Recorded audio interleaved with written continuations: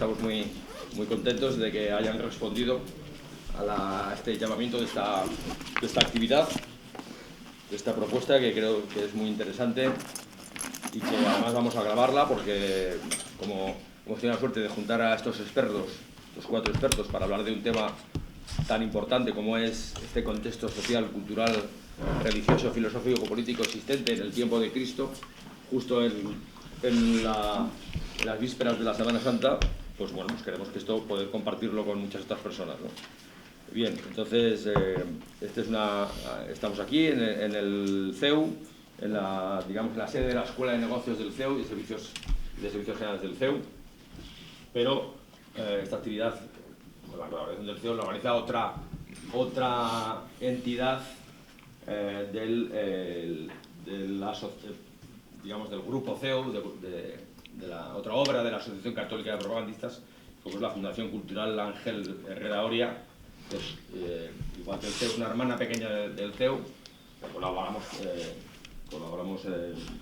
siempre en la realización de actividades de esta naturaleza. Y hemos contado también con la colaboración muy importante de la Universitat Señoribus. Sé que muchos de ustedes vienen de allí y tenemos una colaboración muy buena con ellos y esperamos que continúe, ¿no? Bueno, yo solamente, a continuación, la profesora Lourdes García Ureña. Tenemos a 3 profesores de la Universidad de San Pablo CEU, con la profesora Lourdes García Ureña y los profesores Hipólito Sanchiz y Alejandro Rodríguez La Peña, que los presentará, Lourdes los presentará, y contamos con una persona que ha venido fuera desde Mallorca, Jaime Vázquez Allegue. Es un especialista en Biblia, doctor en teología bíblica, que además ha tenido el detalle de esas revistas que tienen ustedes en los asientos, reseña bíblica, de la cual es director. Nos ha traído un ejemplar, y además hoy hay una reseña de su libro La Guía de la Biblia en el Alfa y Omega. De la casualidad no lo teníamos previsto, pero justamente hoy hay una reseña de su libro en Alfa y Omega, de la reseña de este libro. Y nada más, pues muchísimas gracias por su atención. Yo siempre hago propaganda de lo mío. Estamos en el 50 aniversario del fallecimiento de este gran hombre, de don Ángel Herrera Oria, que ya saben que tuvo 2 facetas vitales muy importantes: una como seglar, como director del periódico El Debate, fundador de la Asociación Católica de Propagandistas, del CEU, de la Editorial Católica, y otra época ya como hombre de iglesia, pues sacerdote, luego obispo de Málaga y finalmente cardenal. Y bueno, pues les invito simplemente con que entren en YouTube y vean vean sobre todo el documental que hicimos cuando se cumplieron hace 10 años, cuando se cumplieron 40 años de su fallecimiento. Pues ahí se va a tener mucha información de lo que esta persona fue, ¿no? Ahora mismo estamos en fase de hacer un nuevo adaptado, ¿no? Estamos también con su proceso, llevando desde la asociación su proceso de beatificación. Ya hemos acabado la fase española, ahora está en Roma. Bueno, esperamos que dentro de poco pues pueda ser ya beato de la Iglesia. Bueno, yo sin más le doy paso a Lourdes para que presente el evento. Buenas tardes. Les agradezco este foro tan amplio y variado, y porque la verdad es que yo esperaba que hubiera menos gente. A lo cual la verdad es que es muy animante para las personas que nos dedicamos a los orígenes del cristianismo y a la Biblia, saber que es un tema que sigue siendo actual, ¿no? Y que tiene una gran acogida. Antes de presentar el tema, yo la verdad lo que había pensado era presentar brevemente a los ponentes, porque como verán cada uno es experto en una área de conocimiento diferente, por tanto nos van a aportar una visión del tema desde distintas perspectivas, ¿no? O sea, porque tenemos ante nosotros un arqueólogo historiador, ¿no? Un medievalista, que es el profesor Alejandro Rodríguez La Peña, y un experto en Qumran y en Biblia, que es el profesor Jaime Vázquez. El profesor Jaime Vázquez, empieza por él, puesto que es nuestro invitado. Los demás impartimos la docencia en el CEU y tenemos también aquí nuestra investigación. Es profesor titular en la Universidad de Comillas Y su formación es muy interesante porque es doctor en Teología Bíblica por el Pontificio Instituto, por la Pontificia Universidad de Salamanca, aunque él estudió en el Pontificio Instituto Bíblico en Roma. También es doctor en Periodismo por la Universidad de Sevilla, con una tesis sobre el periodismo de la editorial católica en la transición española. Como ya les he dicho, es experto en Qumran. De hecho, su tesis doctoral fue los manuscritos del prólogo de la regla de la comunidad de Qumran, Los hijos de la luz y los hijos de las tinieblas, que es una obra realmente interesante y que sin duda influyó, ¿no? Yo pienso que alguna influencia sí que se encuentra luego por lo menos en el tema del color. Yo creo que alguna influencia. Digo el tema del color porque es mi área, mi línea de investigación, y en algún momento me ha parecido que algunas ideas podemos encontrar ahí, ¿no? Respecto a la idea de la oscuridad en relación con el mal, la idea del pecado, que también lo encontramos en el Cuarto Evangelio. Ha publicado, que quizá algunos lo han usado, el Diccionario Bíblico Hebreo-Español y Español-Hebreo, en la editorial Verbo Divino. ¿No se me oye bien? Detrás regular. A lo mejor esto... ¿Es para vosotros? Ah, no hay micrófono. Vale, entonces tengo que subir yo la voz. Sí, porque son aulas nuevas que... Vale, estaba fiada en el micrófono. Entonces, volviendo a las publicaciones del profesor Vázquez, ¿no? Ha publicado la regla de la comunidad de Qumran. Estos estudios sobre Qumran los tiene publicados en distintas lenguas, y el último libro que ha publicado, que le he pedido expresamente que lo trajeran para que ustedes lo vieran, es Guía de la Biblia, Introducción General a la Sagrada Escritura, que la verdad yo le doy la enhorabuena porque quizá la parte más difícil de explicar de la Sagrada Escritura precisamente es esta, ¿no? Porque luego cuando uno estudia cada libro diríamos que es más fácil, pero el profesor Vázquez se ha tenido que enfrentar con los grandes temas sobre la inspiración, que son difíciles de explicar con claridad y de resolver. Ante lo cual yo, la verdad es que cuando me he dicho que lo había publicado, estoy deseando poder estudiarlo y compartir con él pues las dudas y sugerencias, ¿no? A mi derecha está el profesor Sánchez Álvarez de Toledo. Para mí es Hipólito, o familiarmente Poli, que yo creo que aunque intentaré mantener el aire académico, creo que va a ser difícil, porque hemos sido compañeros de despacho mucho tiempo. Y es profesor adjunto de Historia Antigua en la Universidad de San Pablo CEU. Y la verdad es que la característica del profesor Sánchez es su versatilidad. Pues de una parte nos decía al principio, ¿no?, que él comenzó siendo asiriólogo, pero que la guerra del Golfo le impidió seguir su investigación y tuvo que hacer algunos cambios. Yo doy fe que le he visto en el campus que tenemos en Montepríncipe, convocar a los alumnos con éxito para enseñarles todo tipo de cómo transcribir, cómo silitita, cómo... y tenía a los alumnos realmente entusiasmados.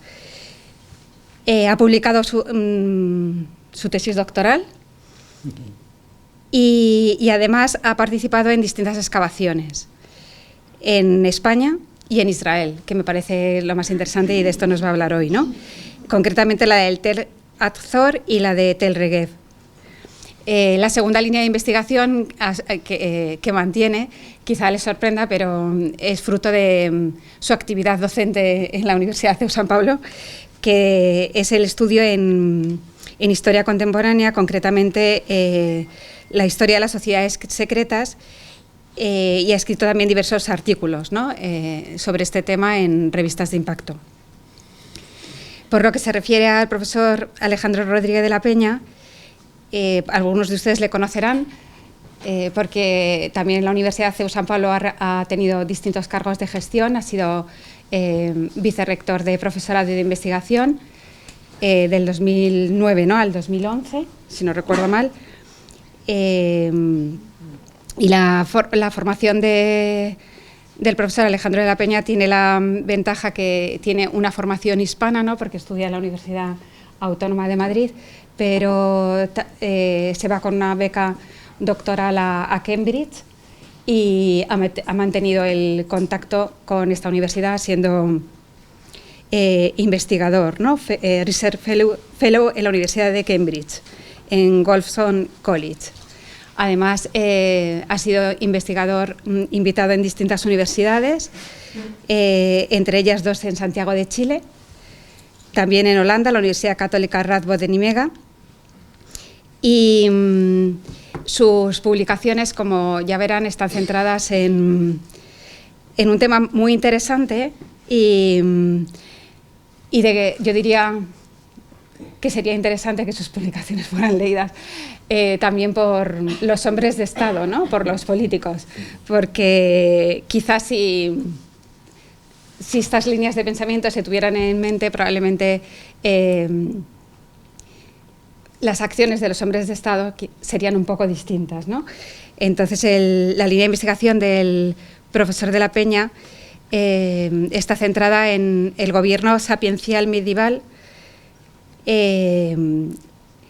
teniendo como modelo las raíces cristianas de la formación del príncipe, ¿no?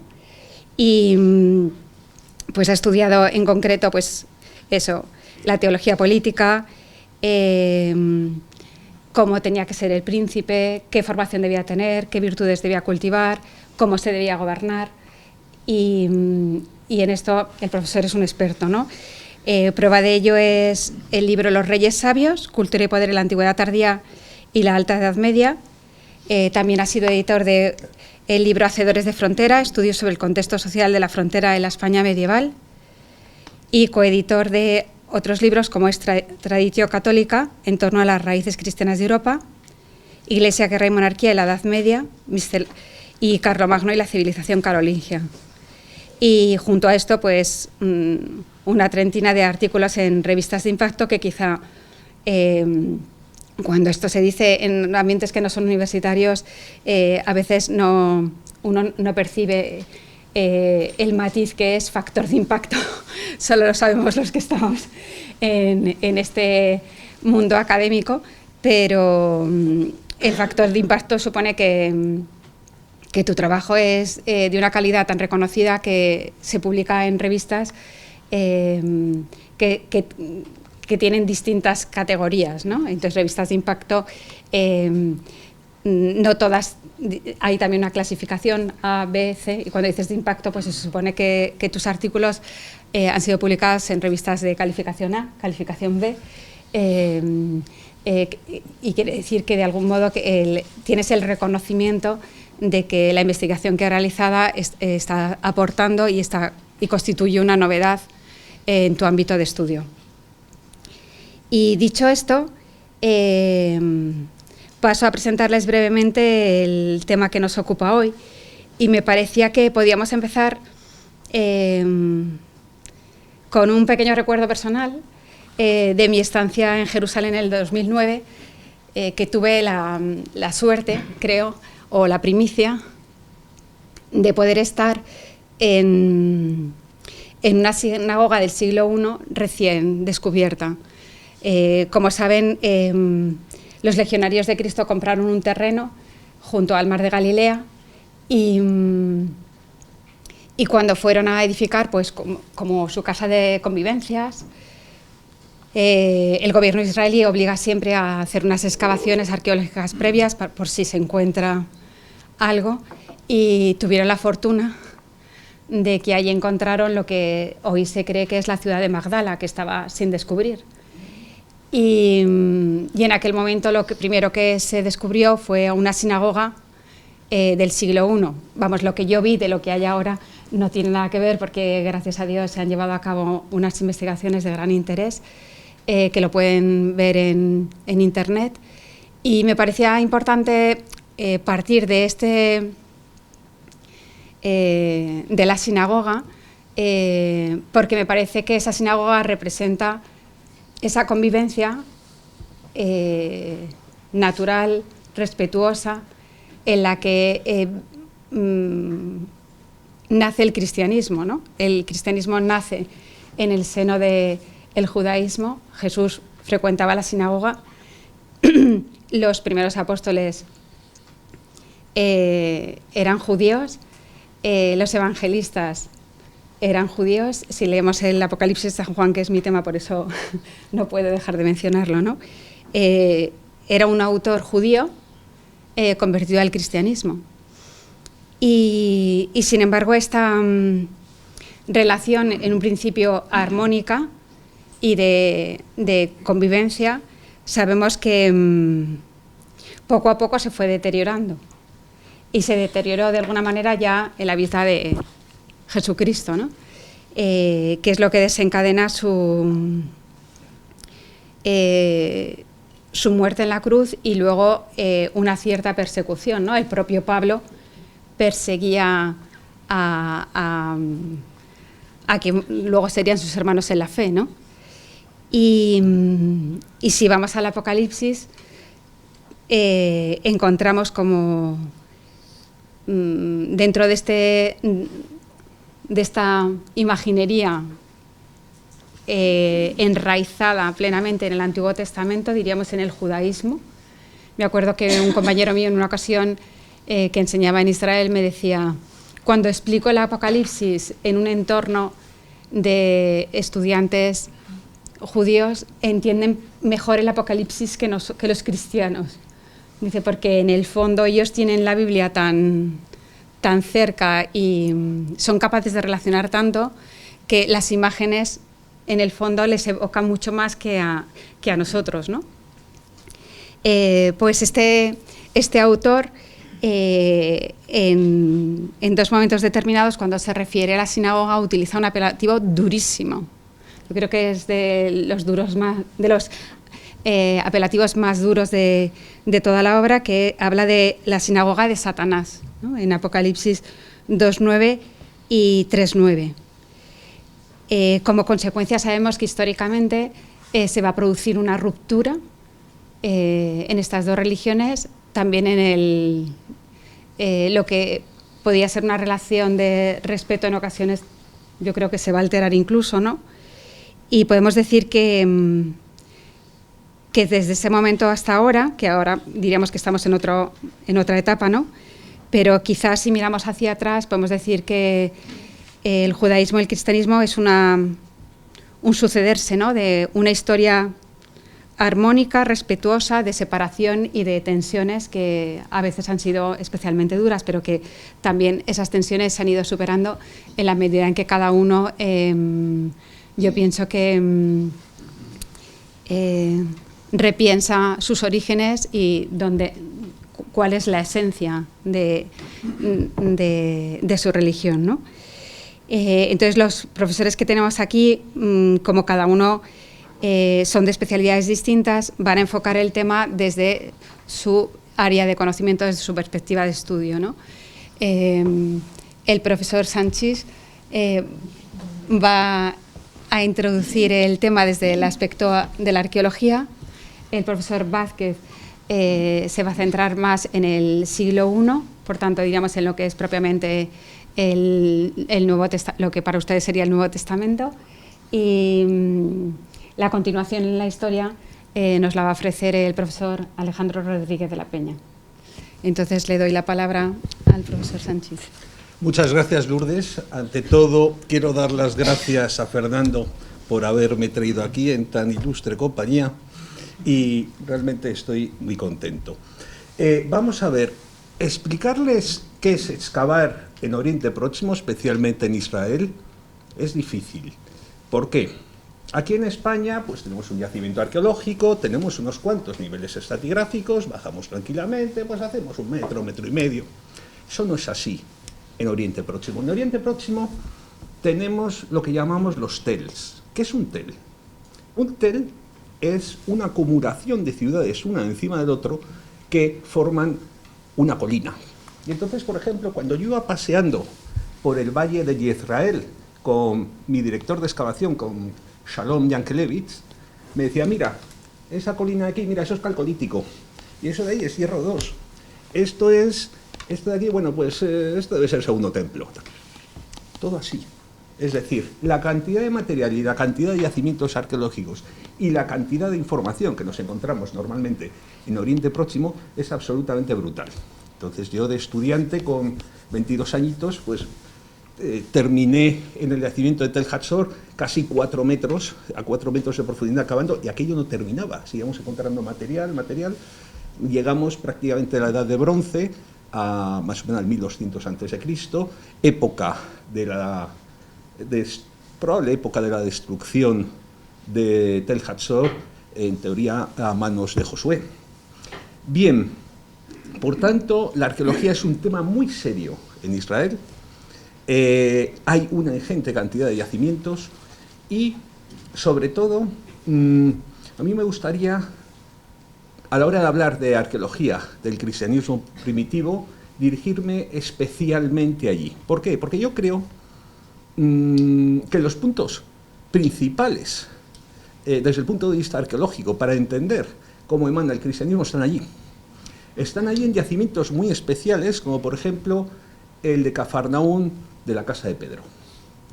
El yacimiento de la Casa de Pedro, o el yacimiento de Cafarnaún en general, yo creo que es básico primero para entender la predicación de Jesús de Nazaret en ciertos temas. Es decir, realmente cuando estudias el yacimiento te das cuenta muchas veces cómo sucedieron ciertos hechos bíblicos. Por ejemplo, las casas en Cafarnaún tenían todas techo de ramaje, por tanto fue relativamente sencillo que la vez que estaba predicando en casa de Pedro y estaba lleno de gente, levantaran el techo y le bajaran un paralítico, según aparece, creo recordar, Mateo y Lucas. Bueno.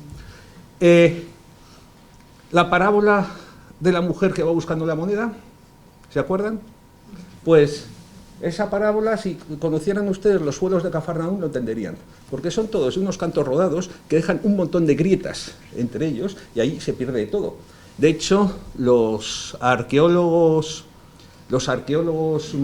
franciscanos que excavaron el Padre Corvo, Cafarnaún, el Padre Corvo decía, yo encontré la moneda. Bueno, encontró esa moneda y encontró otras 500 más. Porque hay una cosa que los arqueólogos saben, es que no importa lo abandonado que esté el yacimiento, siempre hay alguien que hay una moneda. Y siempre aparece una moneda en algún lado. De hecho, si ustedes dejan vacías sus casas y excavan un poco, seguro que hay alguna grieta donde aparece alguna moneda. No falla. Bien, ¿por qué es importante la casa de Pedro? La casa de Pedro, vemos ya que a la hora de excavarlo, haciendo un resumen, vemos que en el siglo II empiezan a aparecer lo material relacionado con el cristianismo. Y ya para el siglo III, claramente hay grafitis de entorno cristiano, era un lugar de culto muy conocido, incluso ya en el siglo IV tenemos las palabras de una viajera gallega, Egeria, de cual lo he oído, que son muy francamente reveladoras. En Cafarnaún está la casa del príncipe de los apóstoles, que fue transformada en iglesia, aunque las paredes quedaron las mismas. ¿Qué significa eso? Esto lo ha revelado las excavaciones del Padre Corvo y su compañero perfectamente. ¿Cómo? Esa casa, prácticamente desde el siglo I, fue considerada de alguna manera, una manera especial, probablemente de las comunidades judeocristianas, como en el siglo II fue un lugar que la habitación en donde probablemente estuvo Jesús la tuvieron perfectamente cuidada, dándole continuamente capas de yeso. El resto de la casa podía estar más o menos, pero esa estaba perfecta. En el siglo III construyen una domus ecclesia, que se llaman un tipo, digamos, lo que podríamos llamar una iglesia doméstica, que es lo que vio Egeria. Pero ya en el siglo V llegan los bizantinos y le plantan una basílica ortogonal encima plana. Si han estado ustedes en Cafarnaún, lo recordarán, ¿verdad? Bien, lo importante es la evolución. Lo importante es la evolución, el recuerdo de que ahí estaba Pedro y, por otra parte, y el hecho de que si cogemos el Talmud y cogemos otras fuentes, en Cafarnaún habitaban desde el siglo I, prácticamente al siglo VII, VIII, que es cuando se empieza a abandonar, habitaron una comunidad de judíos y otra comunidad de cristianos proveniente del judaísmo, los que llamaban, corregidme, minim, los judíos. Y es curioso, porque si nos fijamos, estaba la casa de Pedro, con esta domus ecclesiae, que cuidaron mucho estos judíos cristianos, y a una manzana de distancia había una enorme sinagoga de caliza, que también recordarán si han estado en el yacimiento, casi frente a frente. Bien, esto nos dice muchísimo. Nos dice, para empezar, la importancia del cristianismo en estas tierras y la importancia de la arqueología del cristianismo en estas tierras. Porque realmente en el resto del mundo mediterráneo pues tenemos cosas desde mediados del siglo II, alguna cosita pequeña, realmente finales del siglo III es cuando ya realmente empieza la arqueología paleocristiana, y ya siglo IV, a partir de Constantino, ya tenemos las basílicas, ya tenemos de todo. Pero es en Tierra Santa el sitio, digamos, perfecto, que nos va a dar muchas más respuestas. Otro ejemplo que ha pasado, yo creo, muy desapercibido, es un yacimiento arqueológico que me encantó. Hay un lugar en el Valle de Israel, en Israel, llamado Megiddo, que es un yacimiento muy antiguo, un yacimiento de la edad de principios de la Edad de Bronce, y es una zona de paso tan importante que hayan sucedido un montón de batallas. De hecho, los egipcios tuvieron una batalla ahí, después el rey Josías tuvo otra contra los egipcios, incluso en la Primera Guerra Mundial hubo una enorme batalla entre los británicos y los turcos. ¿Por qué? Porque era un lugar de paso fundamental. Pues muy cerquita, los israelíes querían construir una prisión, y obviamente primero en Israel siempre tienes que prospectar antes, o sea, siempre tienes que coger tus arqueólogos o decir a la Dirección General de Arqueología de Antigüedades que por favor te echen un vistazo. Y efectivamente, de hecho la prisión la tuvieron que construir un poco más allá porque les apareció un yacimiento arqueológico muy interesante. ¿Por qué? Porque era un fuerte de una legión romana, de la Legión Sexta del siglo III. Por un lado, estaba lo que podríamos decir el campamento, que más o menos como fue bastante estable, la Legión Sexta debió estar como 80 años, no era un simple campamento, sino ya estaba convenientemente fortificado, y fuera a cierta distancia había un pueblo donde algunas de las casas claramente pertenecían a la oficialidad romana de esa época. En una de esas casas hay una habitación de unos 5 metros por 3 metros, llena de mosaicos, en la cual más o menos en el medio se veía el pollete como para ser el sostén de una mesa. Estos mosaicos son francamente interesantes, porque el rosetón central tiene un par de peces, pero lo más interesante son las inscripciones que hay en el propio mosaico. Porque con una cronología de mediados del siglo III, tipo el árabe, tenemos la siguiente inscripción. Bien. La amante de Dios, Akeptous, ha ofrecido esta mesa al Dios Jesucristo como memorial. Es decir, es una de las inscripciones que directamente no solo nombra a Jesucristo, sino además lo llama Dios, una de las inscripciones más antiguas del entorno cristiano que se conoce. Hay varias más en el mosaico, y lo más curioso es que cuando la legión se va, a finales del siglo III, y abandonan gran parte del poblado, con este mosaico hacen una cosa muy curiosa.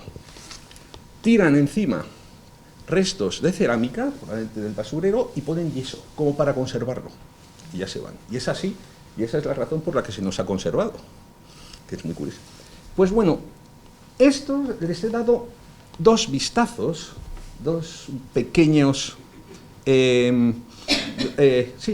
vistazos de la riqueza que tiene el entorno de Israel para estudiar todo lo que es el cristianismo primitivo.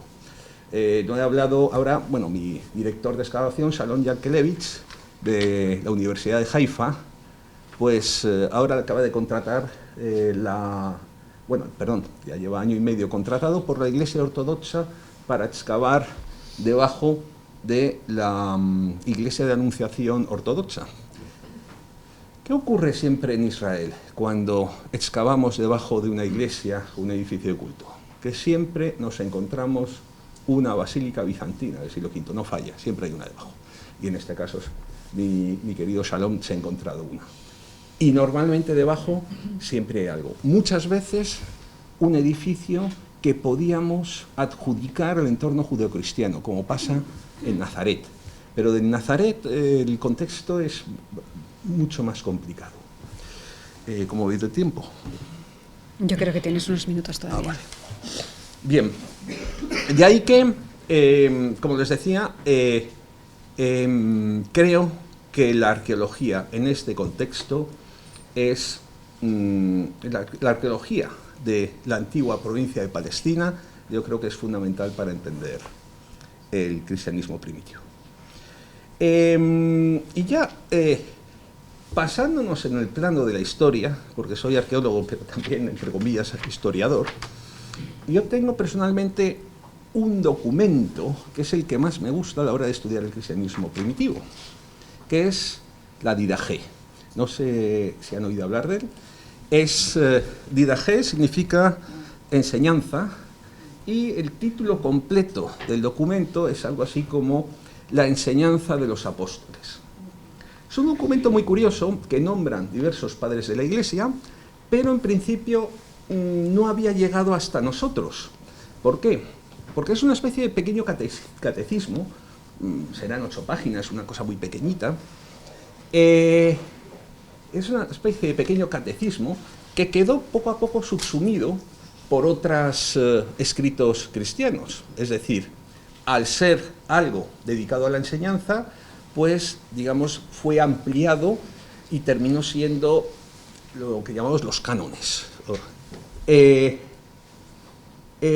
entonces, a pesar de que fue muy nombrado, como digo, por los padres de la Iglesia, no teníamos un ejemplar entero de la Didaché hasta que un obispo ortodoxo en Constantinopla, en una biblioteca, encontró un manuscrito en el cual, hacia 1800, creo que fue 1875, la cual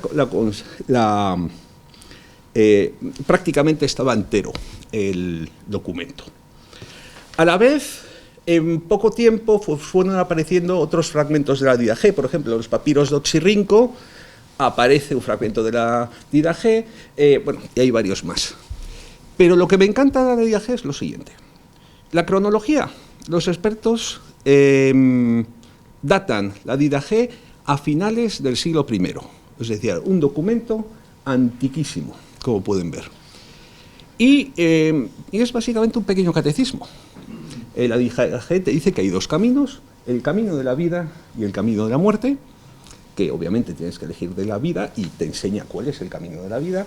Pues no matarás, amarás a tu prójimo, una serie de cosas. Te dice cuál es el camino de la muerte, y después te habla de algunos de los ritos practicados por los antiguos cristianos. Qué curioso, nos dice: cuando os ruináis tenéis que rezar de la siguiente manera: Padre nuestro que estás en el cielo. ¿Le suena? Sí, ¿verdad? Bien.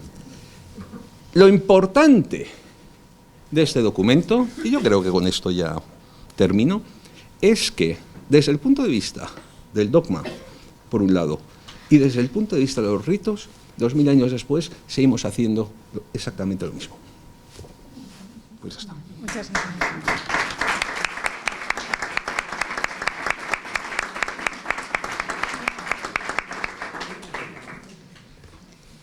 Le damos pues la palabra al profesor Vázquez. ¿Esto no lo uso entonces? No. Bueno, pues muchas gracias. Yo también quiero agradecer a Fernando Lostao por la invitación a venir aquí, que siempre es muy agradable venir al CEU. A Lourdes también por estar aquí dirigiendo y coordinando esta mesa redonda. A Alejandro, a Hipólito. Y a todos ustedes por estar aquí acompañándonos, ¿no? Después vamos a ver también si están de acuerdo, lo que piensan de lo que estamos diciendo. Bueno, yo quería empezar diciendo que pillo el hilo que acaba de dejar Hipólito, muy bien dejado además, porque ahí seguimos haciendo lo que hacíamos hace 2000 años, ¿no? Lo que hacían nuestros antepasados hace 2000 años, sí, 2000 y más, ¿no?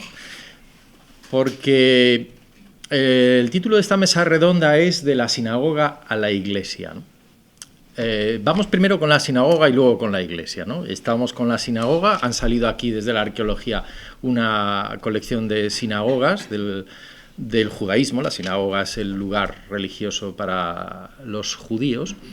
Bueno, al principio no sabemos muy bien si era, y a eso es a lo que voy, ¿no? Yo hablaría de 3 lugares sagrados en el judeocristianismo, en esta mezcla que hay en el siglo I, casi algo también del siglo II, pero en esta mezcla que se confunden los lugares y hablamos de sinagoga, hablamos de templo de Jerusalén, y ya hablamos también nosotros los cristianos de iglesia, ¿no? O de las primeras comunidades cristianas que se reúnen en esa comunidad de eclesia, ¿no? Pues vamos por partes. La sinagoga, ¿no? La sinagoga, ¿qué es en realidad la sinagoga? La sinagoga es como una iglesia, como una parroquia. ¿Qué es la sinagoga? Es como la catedral. ¿Qué es la sinagoga? En el judaísmo originario, y yo entiendo por judaísmo originario el que surge después del exilio de Babilonia.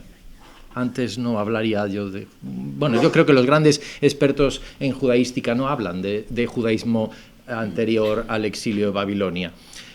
Son esos israelitas que se van al exilio con las manos en los bolsillos y se vuelven del exilio con la Biblia en un carro.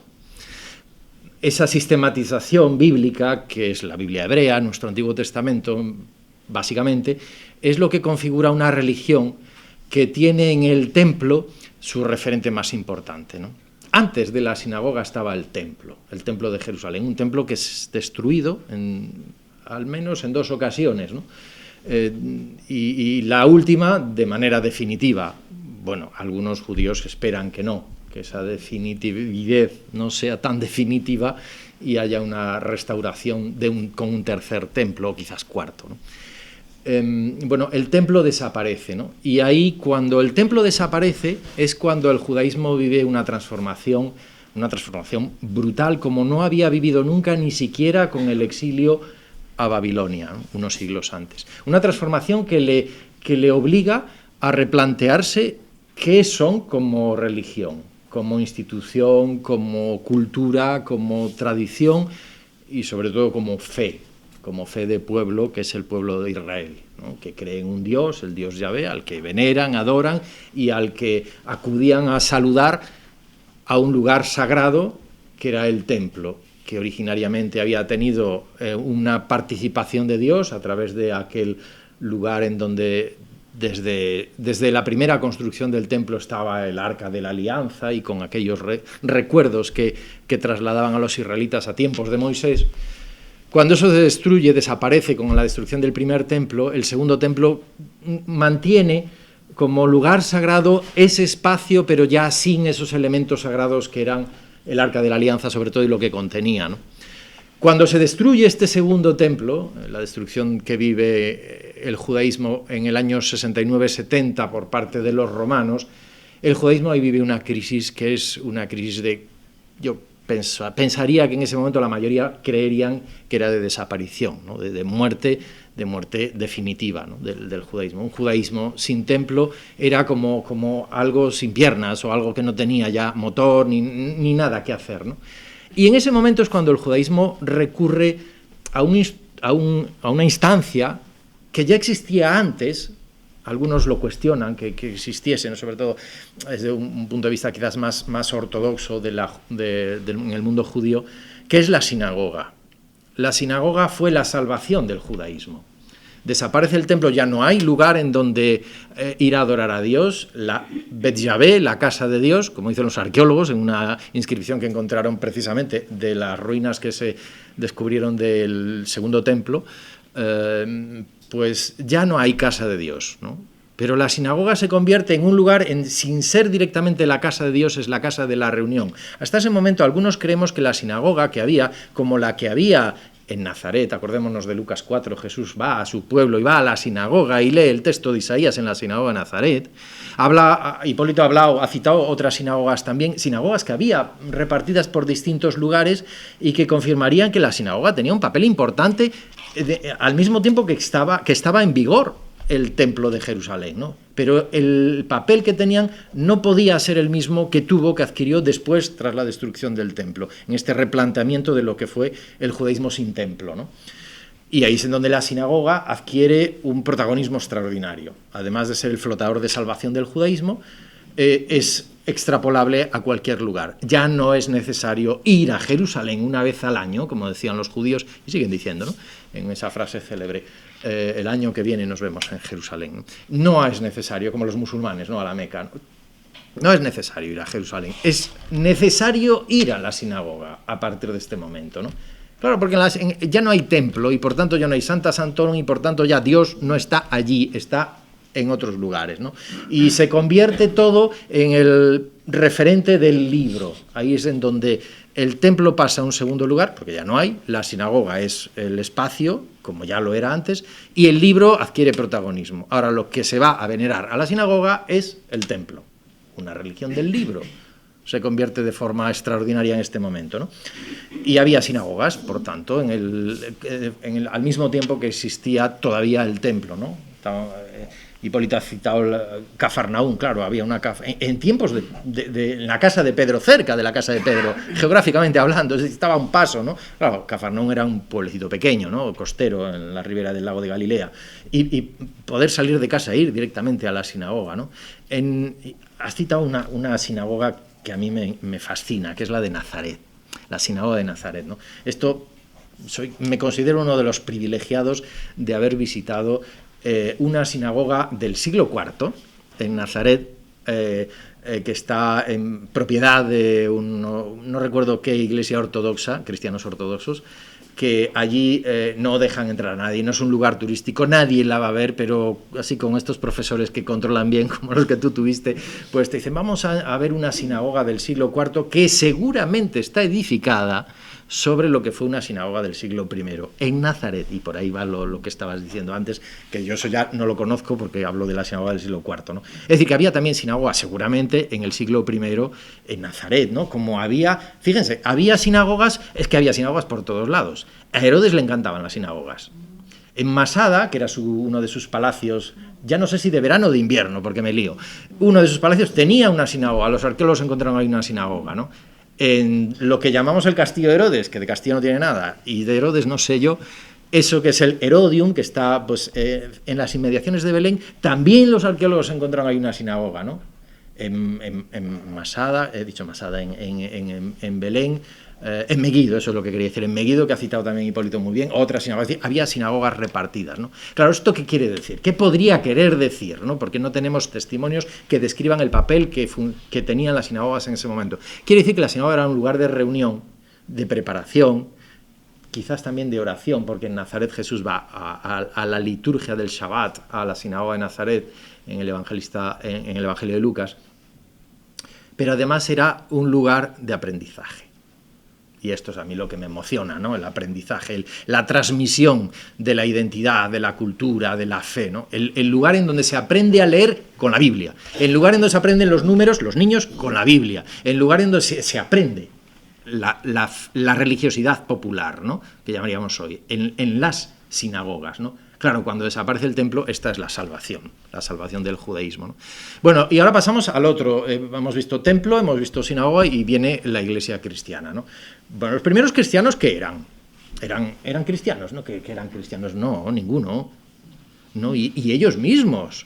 No sé yo si es cierto que en el año 50, 20 después de la muerte de Jesús, empieza a sonar las campanas de la palabra cristianos. No lo tengo yo muy claro, pero bueno, algunos lo llevarían ahí como el punto de partida para hablar de orígenes del cristianismo, el término, de la palabra cristianismo.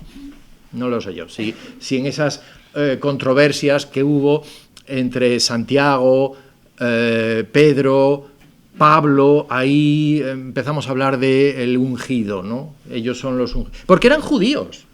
Jesús era judío, sus discípulos eran judíos, su madre era judía, era judía. Es decir, que estamos en pleno judaísmo, ¿no? Yo, por eso, decía San Juan Pablo II que los judíos son nuestros hermanos mayores. Y como hermanos tenemos que llevarnos. Bueno, lo de que los judíos son nuestros hermanos mayores seguramente lo dijeron antes otras personas, pero nadie lo sintetizó tan bien como San Juan Pablo II. Son nuestros hermanos mayores, claro. Y de los hermanos mayores tenemos que aprender, ¿verdad? Y mucho que tenemos que aprender. Pero lo primero que tenemos es que conocerlos, saber, ¿no? Porque cuanto más los conocemos, más enriquecemos nuestra fe cristiana.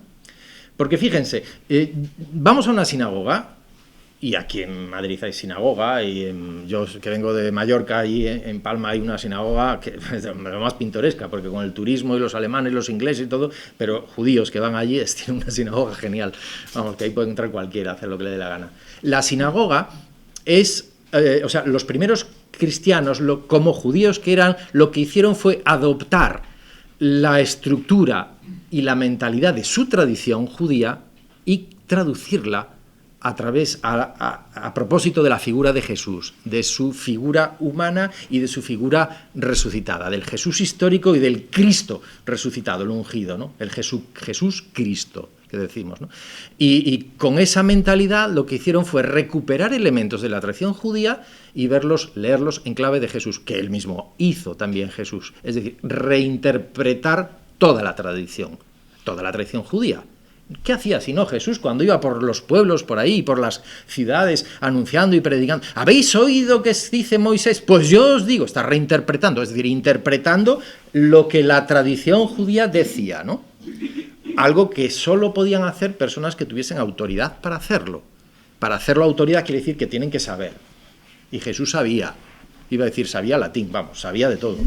Porque si no, no tendría la potestad para hacerlo. Cuando Jesús en la sinagoga de Nazaret, alguien, parece que el maestresala o quien fuese allí, el maestresala de las bodas, ¿no? El monaguillo de la sinagoga de Nazaret, le da el rollo de Isaías. Cuando después Jesús termina la lectura y se lo devuelve, y toma la palabra para hacer lo que diríamos hoy la homilía, el sermón, lo que hace Jesús es interpretar. Y esa interpretación no la podía hacer cualquiera, la tenía que hacer alguien que tuviese autoridad para hacerlo. Y ese alguien que tuviese autoridad tenía que tener antes una formación previa que le otorgase esa categoría, ¿no? ¿Qué es lo que Pablo quiso ser? Pablo, cuando sale de Tarso y se va a Jerusalén, lo que va, él mismo lo dice en Lucas, en Hechos de los Apóstoles escribe Lucas. Pablo lo que dice es, yo quiero ser rabino. ¿Cómo llaman a Jesús en el Nuevo Testamento? En infinidad de ocasiones. Rabí, maestro, que es lo mismo, la traducción. Rabí, maestro. Si le llaman rabí por algo se lo llaman. No le llaman rabí a cualquiera, Para tener el diploma de rabino había que hacer un estudio universitario superior y un conocimiento, que es el que le otorgaba la capacidad para poder interpretar. Seguramente en esa época que desconocemos de la vida de Jesús, que los evangelistas no nos cuentan, y menos mal que no nos cuentan, que son los años que llaman algunos de los años ocultos, bueno, no sé, lo oculto es que suena un poco raro, un poco feo, ¿no? Pero esos años que desconocemos previos al comienzo de su vida pública, porque nos quedamos con 4 detallitos del nacimiento, el momento de su, como dicen, cuando se pierde en el templo, ¿no? De a los 12, 13, 14 años, bueno, ¿y qué hacía Jesús en el templo a los 12, 13, 14 años? Sino recibir una de las tradiciones judías más bonitas que nosotros hemos heredado en nuestra tradición cristiana y llamamos primera comunión. ¿Qué hace Jesús? El bar mitzvah, con esa edad. ¿Qué iba a hacer? Pues eso.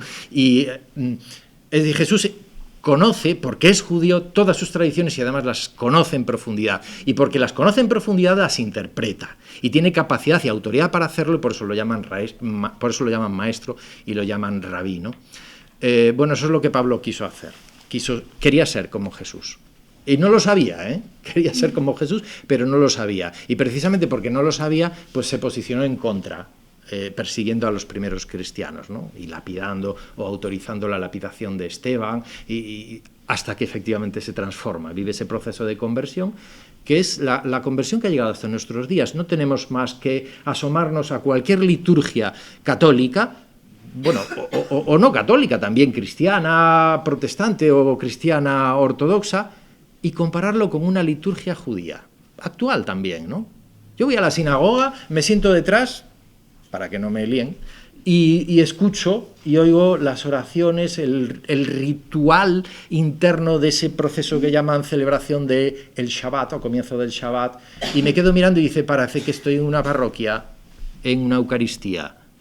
Y tienen una estructura muy similar. Hay elementos que no tienen, obviamente, como es pues la consagración, por ejemplo, como es la lectura de esa tercera lectura que nosotros llamamos el Evangelio. Claro, ¿cómo van a tener el Evangelio los judíos? ¿Cómo van a tener la consagración los judíos? Claro. Pero ahí está el proceso de conversión, de transformación de ese judaísmo en cristianismo, ¿no?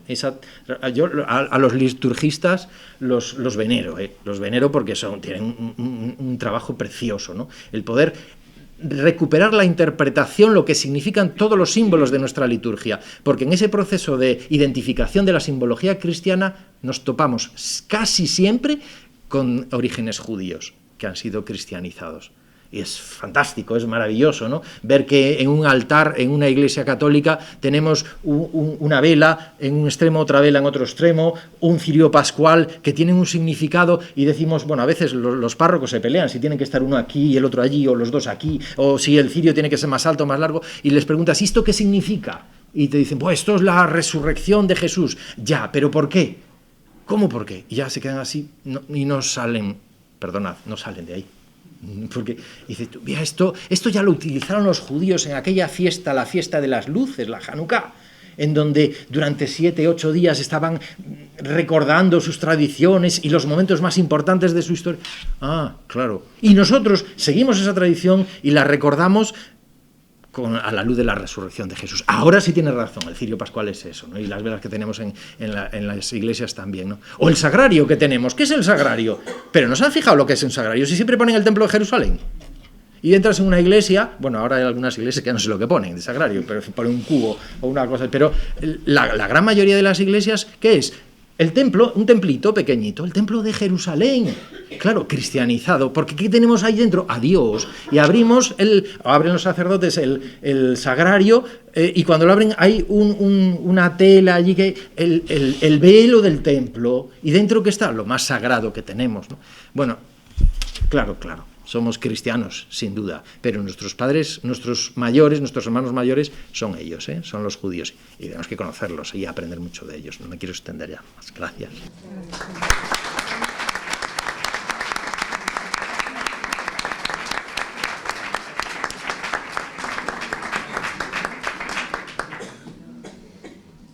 Ahora vamos a dar un pequeño salto en el tiempo.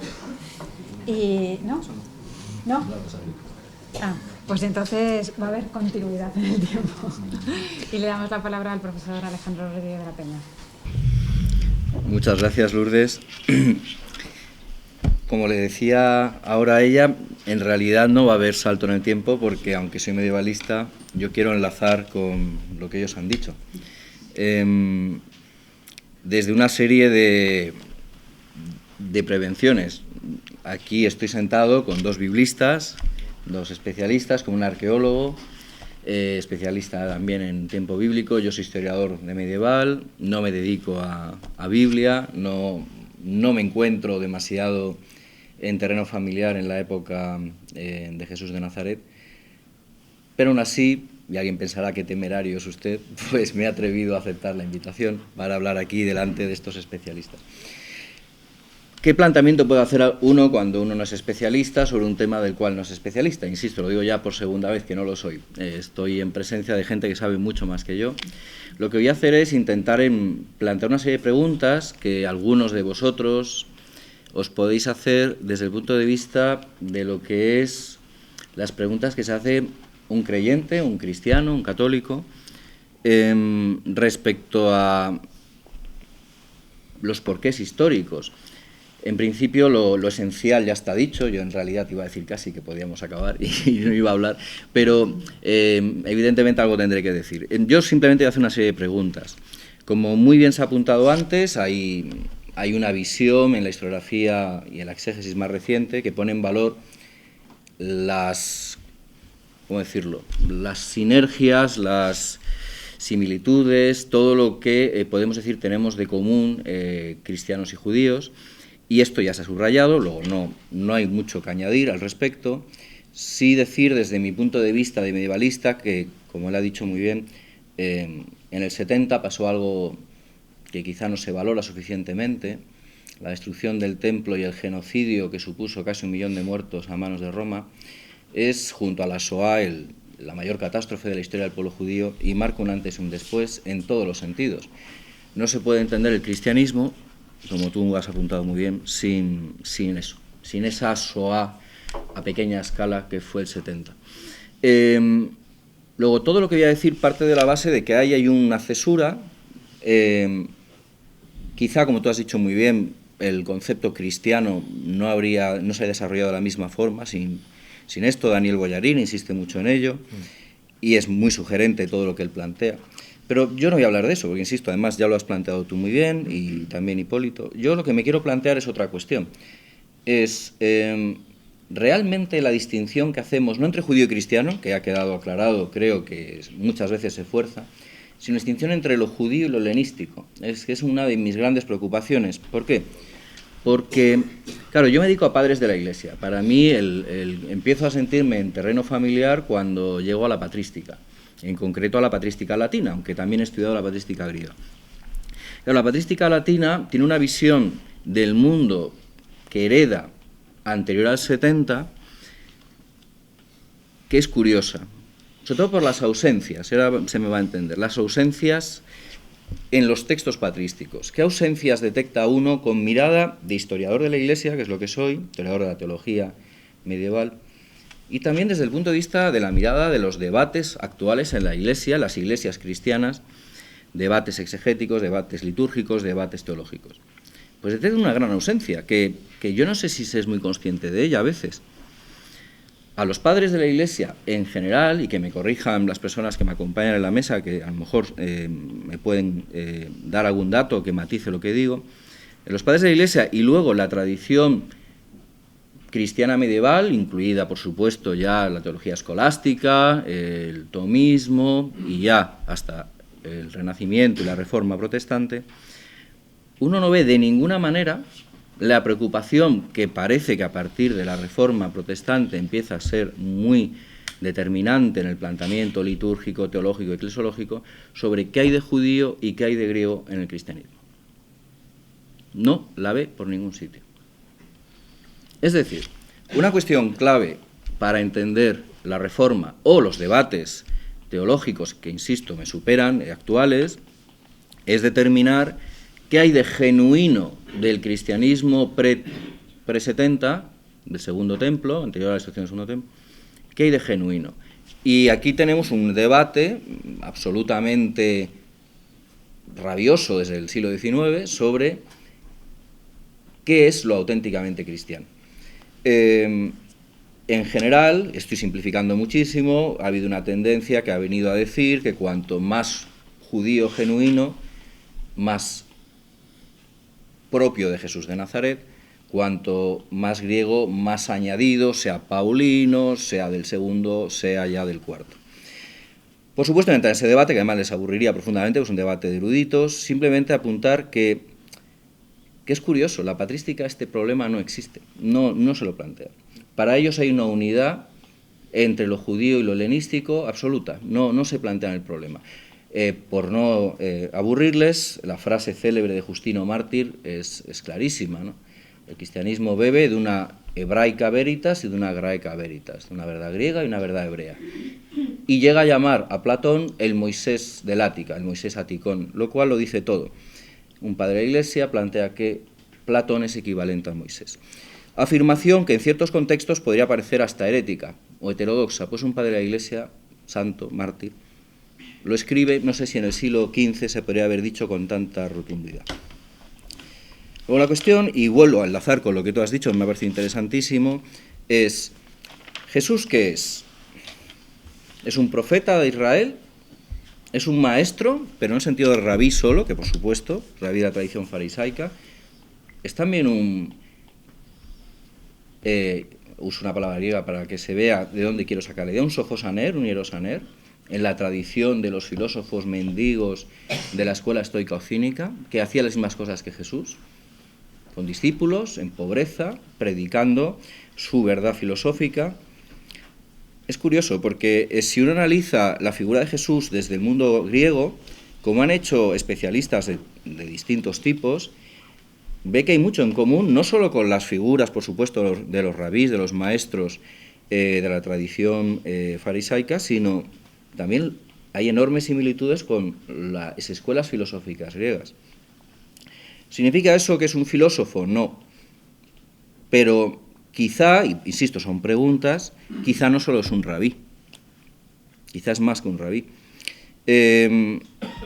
Si uno ve aspectos de lo helenístico en lo judío, podemos decir del periodo entre el siglo III, estados helenísticos, y la destrucción del templo en el 70, esos 400, 350 años, ¿qué ve? Pues ve, por ejemplo, y esto Arnaldo Mobiliano lo ha visto muy bien, que la helenización, lo vio antes de que las especialistas en historia le dieran la razón, que la helenización del judaísmo fue muchísimo más profunda de lo que se sospechaba. Se ve además que en muchísimas fuentes griegas y romanas se percibe el judaísmo, y cito literalmente aquí a Mobiliano, como una religión filosófica. ¿En qué sentido? En que frente al paganismo, que son religiones de cultos locales, en torno a un templo, a un rito, pero que no tienen textos normativos, no tienen en términos filosóficos griegos un canon, un ortos logos, lo que tienen es un rito y ya está. Los libros sibilinos no son un libro de norma, son profecías, y la Ilíada y la Odisea son textos míticos. Es decir, uno no encuentra en las religiones del mal llamado paganismo nada parecido al judaísmo en el sentido de unos textos normativos. Incluso antes de la destrucción del templo, luego solo les quedó el texto, la Torá, pero incluso antes les llama la atención a los observadores grecorromanos que religión más extraña, es una religión filosófica. Es decir, le da importancia a la norma de vida y no solo al rito, no solo al templo, ¿no? Otra cuestión que recuerda mucho a lo griego, que es el concepto de lo que llaman especialistas de lo estoico la cosmópolis. El cristianismo desde el principio, y desde el principio en presencia de nuevos especialistas, no voy a decir cuándo es, porque no quiero ser corregido, pero desde algún principio, no sé cuándo exactamente, es universalista. Desde mi ignorancia del tema, al menos desde Pablo, pero insisto, lo digo con toda la prudencia. ¿En qué sentido? Pues su Dios no tiene nombre, es un Dios filosófico, Theos, no anuncian a Yahvé, no anuncian a un Dios tribal, anuncian a un Dios universal. El cristianismo es una nueva gens, una nueva gente, un nuevo pueblo, que no es ni judío ni griego, y además hay elementos que podríamos llamar, aquí cito, tengo una lista aquí de autores, por si acaso en el debate hacen falta, pero por ejemplo Hegel habla de humanismo socrático. ¿En qué sentido? No en el sentido de que el cristianismo aporte un humanismo socrático porque es una inculturación griega, no, él habla de Hillel, de Rabí Hillel.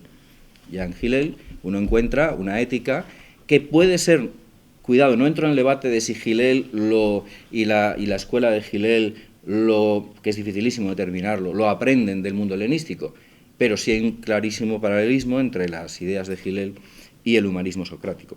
La regla de oro, La cuestión del sapiencialismo, que es mi especialidad, si uno analiza libros sapienciales, toda la doctrina de los libros sapienciales de ambiente helenístico de Alejandría del III, ¿qué se encuentra? Pues es Masal, la forma de hablar en parábolas, frases y fórmulas que tienen un aire sapiencial griego poderosísimo, no entran al debate sobre en qué medida en la Alejandría del 3 hay inculturación griega o no, pero solo me planteo, ¿Jesús le podía resultar familiar cómo actuaba, cómo hablaba, qué decía a alguien de cultura griega? Pues quizá.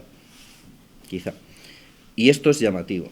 ¿Por qué? Porque quizá el problema no está en qué hay de judío y qué hay de griego en el cristianismo. Lo que yo me planteo es lo siguiente, insisto que es una pregunta, es que quizá el judaísmo estaba tan helenizado que la pregunta no tiene sentido. Es decir, desde luego lo que está claro es que Jesús no es percibido como un elemento helénico en el judaísmo. Está claro que es percibido como algo judío y familiar, profundamente judío. Pero es que, ¿y si el judaísmo de esa época estaba ya tan helenizado que una figura que tiene tantas similitudes con la tradición filosófica griega no llamaba la atención como algo ajeno? Claro, si nos vamos a las teorías o el origen de la sinagoga, de la cual se ha hablado antes, de la escuela farisea, de Gilel, de la iniciación del judaísmo, quizá la respuesta esté ahí. Porque claro, ahora voy a dar una serie de datos recogidos, y ya acabo, un poco a batiburrillo, porque esto no es una ponencia, es una mesa redonda, pero sí voy a dar 3 o 4 ideas. Si uno repasa una serie de datos, llaman la atención, por ejemplo, siempre se habla, a mí al menos me lo he explicado a mí, y un buen profesor, no voy a decir el nombre, se explica muchas veces el tema de la helenización de la Palestina de los siglos II, primero antes de Cristo, de una forma quizá demasiado simplificada. ¿En qué sentido? Se explica el intento de helenización, Antíoco Epífanes, se explica la resistencia de los macabeos y, por ejemplo, se cuenta siempre el tema de Jasón, el sumo sacerdote, intentó construir un gimnasio en el templo y eso fue considerado casi blasfemo, entonces hubo un rechazo antihelenístico, revuelta de los macabeos, rebelión contra lo griego. Por tanto, se supone que después, hubo una purificación en clave retorno a las esencias con una especie de eliminación del elemento griego. Pues bien, en la literatura que yo he manejado, Feldman, Peters, Hengel, en fin, ¿qué se encuentra uno? Pues que eso es muy cuestionado. Claro, si uno analiza la trayectoria de los asmoneos, una dinastía que viene los macabeos, anterior a Herodes, ¿uno con qué se encuentra? Con que una iniciación profundísima, es decir, todo lo contra lo que había luchado, como suele pasar a las revoluciones, acabó triunfando a través de los asmoneos. Desde todo punto de vista, es decir, la helenización es profundísima en todos los niveles, al menos en ciertos sectores de Palestina, en ciertas regiones y grupos sociales. Pistas hay muchas, me las guardo por si en el debate son necesarias, pero me voy a centrar, por acabar, porque ya se hace tarde, a centrar en lo que es de época más o menos datable en época de Jesús de Nazaret. Vamos a ver, siempre se ha dicho que Galilea era una zona muy rural y poco helenizada, poco metida en el mundo, en la cosmópolis helenístico romano. Pues bien, aquí tengo un arqueólogo al lado que me corrija, pero los hallazgos más recientes están distinguiendo entre Alta y Baja Galilea y resulta que la Baja Galilea estaba mucho más helenizada de lo que se creía. Se han encontrado restos de escuelas griegas en Séforis, Tiberíades y Gadara. Séforis, que está a nada de Nazaret, no sé si son 5 kilómetros, es una ciudad griega con todas las de la ley, con todo lo que implica una ciudad griega, es decir, con todo lo que podríamos llamar la civilización griega. Es decir, Jesús en su infancia, en ese mundo desconocido, que no sabemos nada de lo que hizo, pues desde luego, si quería conocer la cultura griega, lo tenía muy a mano, simplemente bajando la colina a Nazaret. Pues hombre, asegurar que este hombre no ha sufrido ni una helenización, cuando además hay especialistas, y de nuevo, insisto, que se me corrija, yo aquí, pero que hablan de fórmulas griegas, eso sí, arameizadas o como se diga, en frases de Jesús, que puede ser cuestionable, debatible, ya sé que todo esto es muy polémico, muy objeto de polémica y de debate, pero yo solo lanzo preguntas. ¿Y por qué todo esto? ¿Por qué me lanzo estas preguntas? Porque yo veo lo que es la transmisión a la patrística y yo veo algo muy coherente, donde lo griego y lo judío están en perfecta armonía, ejemplo, Filón de Alejandría, pero hay otros muchos ejemplos, ¿no? ¿Por qué hacer esa disección quirúrgica, como a veces se ha hecho entre judaísmo y cristianismo, como forzando lo que nos diferencia, en vez de subrayar lo que nos une? Pues entre lo griego y lo judío muchas veces se han forzado las diferencias de una manera artificial, en mi opinión, insisto, puedo estar muy equivocado. ¿Y por qué me pregunto todo esto? Y ya acabo. Porque yo, aparte de historia de la Iglesia, soy católico. Y yo siempre me he preguntado, ¿por qué Jesús nació justo en ese momento y en ese lugar? ¿Hubiera sido posible, me pregunto en voz alta, en un Israel, en una Palestina no helenizada, no parte de la cosmópolis grecorromana, la difusión de una iglesia de proyección universalista? En el mundo, por ejemplo, del Israel del siglo V a.C. ¿Por qué justo nació ahí? Claro, si uno cree que Jesús nació allí por azar, pues entonces no hay debate, claro, es el azar. Pero si uno cree que Jesús nació allí por una razón concreta, es decir, porque creemos en la preexistencia del Hijo con respecto a su encarnación humana, y está claro que entonces, si los que creemos eso, los católicos, tenemos que buscar una razón a por qué en ese momento, en ese lugar. Y la respuesta, que no es mía, es de los padres de la Iglesia, o sea, teniendo algo que se ha dicho mucho, es precisamente porque se buscaba un Jesús romano. Es la frase célebre de Dante: Jesús era romano. Ya sabemos que no era ciudadano romano, que no era romano en el sentido... Pero Dante, a su manera sencilla, medieval, dice una gran verdad. Jesús es un personaje que origina algo de... No voy a entrar en la manera y modo, porque se nos escapa, pero que al final entronca con la civilización que más proyección histórica ha tenido. No digo ni la mejor ni la más brillante, eso es un tema de objeto de debate. Pero desde luego nadie puede discutir que de la raíz grecorromana nació Occidente, y de Occidente resulta que ha sido la civilización que más lejos ha llegado en el planeta Tierra. No ha sido la sínica, no ha sido la amerindia, ha sido la grecorromana en su versión cristiana la que ha llegado a todos los rincones del planeta. Y de una manera muy determinada, que es universalista. Pues esa es la pregunta que yo me lanzo. ¿Todo esto encaja en una especie de plan providente? Pues me lanzo como pregunta, pero por supuesto la respuesta ya es completa. Gracias. Gracias, Alejandro.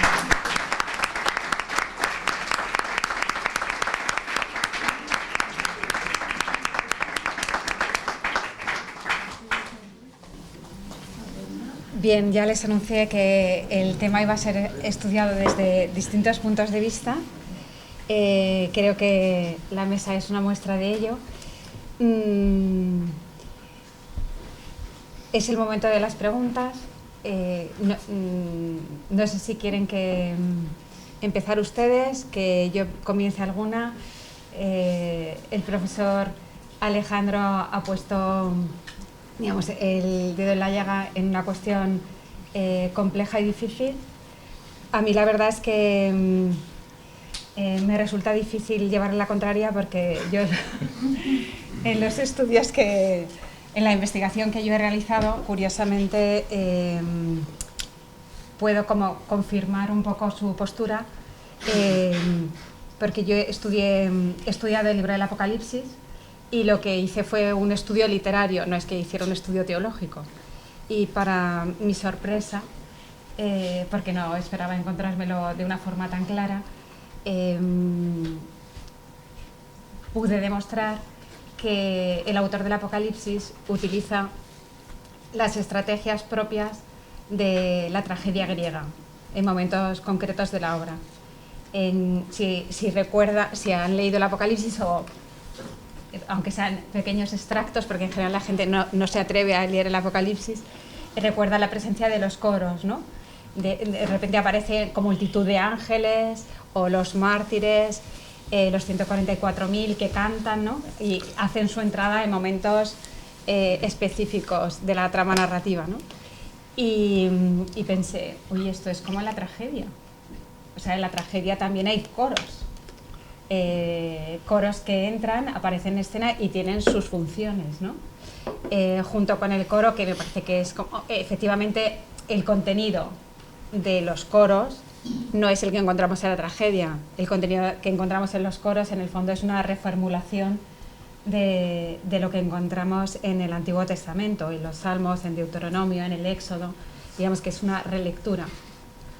Luego, por ejemplo, si han leído La destrucción de Babilonia, yo siempre que lo leía decía, no entiendo nada, ¿no? Porque me parece que el autor es bastante coherente en sus técnicas descriptivas, y cuando uno llega a la destrucción de Babilonia, si uno lo lee así, ustedes lo leen, no se aclaran, ¿no?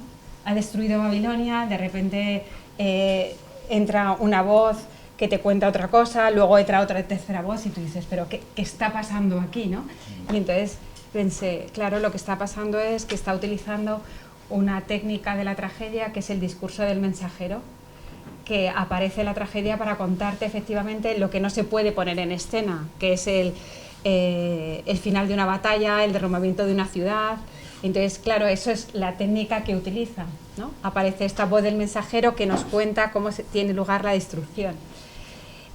Bueno, no les quiero abrir con más ejemplos, pero se ve que mi pregunta siempre es ¿cómo es posible que el autor del Apocalipsis, que es un autor judío, de tradición judía, cuando escribe su obra, que escribe en griego, tiene un dominio del griego, en mi opinión, extraordinario, porque si no nos explica la ruptura que en momentos determinados hace de la lengua, que no lo hace porque no sepa griego, sino todo lo contrario, porque en el fondo está llamando la atención de su público, y cómo es posible que cuando escribe, ¿no? Si es un autor de Palestina, domina tanto la tragedia, ¿no? Porque la conocía también, ¿no? Y yo creo que la respuesta está clara, que el proceso de helenización en la zona de Palestina fue una realidad, y claramente yo creo que eso explica que el momento en el que nace Jesús se produce como el judaísmo en su pureza, a la vez era un judaísmo plenamente helenizado, aunque históricamente tú has dicho, ¿no? Que efectivamente se producen revueltas y que se vuelve a la purificación, pero en el fondo cuando el judaísmo entra en contacto con Grecia es el momento en el que se empieza a hacer las preguntas, ¿no? Y tenemos libros donde esa crisis y esa reflexión ya filosófica aparece en la propia escritura, y yo creo que esa forma de pensar ya no se abandona, queda dentro del propio judaísmo, y es lo que Jesús se encuentra cuando nace. No sé si Jaime está de acuerdo o no, quiere matizarlo. Bueno, yo, pues casi sí, ¿no? Sí me gustaría decir algo a Alejandro, bueno, sé que lo que estás diciendo, algo Alejandro, no, a todos, que tiene que ver con dos momentos clave en el judaísmo y en el cristianismo, a propósito de esta helenización que es obvia y es evidente. Y no olvidemos que los primeros cristianos son judíos pero escriben en griego, el Nuevo Testamento está escrito en griego, que los últimos escritos judíos escriben en griego y por eso son rechazados después, pero ahí voy, al rechazo. Es decir, que es verdad, el judaísmo era la gran batalla de determinados grupos del judaísmo en el siglo I, el mantener o no esa helenización, ¿no? que era evidente, ¿no? Entonces, los macabeos, siendo lo que son, una obra tan importante, una leyenda tan magnífica en la historia del pueblo de Israel, no están en la Biblia hebrea, en el Antiguo Testamento de los judíos, vamos, en la Biblia hebrea, no están. ¿Por qué? Porque fueron escritos en griego, como otros sapienciales y como otra literatura que es considerada apócrifa para los judíos, ¿no? Y también para los protestantes, iglesias protestantes. Nosotros los llamamos deuterocanónicos, ¿no? Porque están metidos después, porque están escritos en griego a pesar de ser en el Antiguo Testamento y no en hebreo, ¿no? Entonces, decía, dos momentos clave muy importantes. El primero es el año 50, lo que llamaríamos, entrecomillado, el Concilio de Jerusalén. Para los cristianos es fundamental. Ahí es en donde los primeros cristianos, está Santiago, está Pedro, está Pablo, se desvinculan del judaísmo con un debate encendido, con una polémica sobre ¿somos o no somos judíos? No, o sí, o no, y al final dicen, pues parece que no. Y si no somos judíos, entonces ¿qué es lo que somos, no? Vale, eso por un lado. Ese concilio en torno al año 50-51, 49 es 1 Tesalonicenses, es anterior. Ese concilio es clave en el nacimiento del cristianismo. Pero es que los judíos tienen otro concilio inmediatamente después, consecuencia de este concilio, 50 años después, que es en torno al año 99-100 el concilio que llamamos concilio también entrecomillado, Yavne, en donde se reúnen para decir que, bueno, aquí hay un tipo de gente para otras cosas, pero sobre todo, y esto es consecuencia de los rabinos herederos de la escuela que decías antes de Gilel, ¿no? de Yohanan ben Zakkai, de Gamaliel, eso que Gamaliel, que era contemporáneo de Pablo, ¿no? O parece que se conocieron. Bueno, pues estos judíos y sus herederos se reúnen en el año 99 para decir, aquí hay un tipo de judíos que andan utilizando textos griegos y otros sobre un tal Jesús. Entonces necesita un concilio, como necesitamos nosotros también, y necesitamos en Trento, llegamos hasta Trento con ese concilio, para fijar cuál es nuestra literatura sagrada. Y en el año 99 los judíos deciden, esta es nuestra palabra de Dios, o sea, nuestros libros sagrados. Sin duda la Torá, los profetas y algunos escritos, ¿no? Que es lo que quedan ahí, que es la Tanakh, que dicen los judíos, ¿no?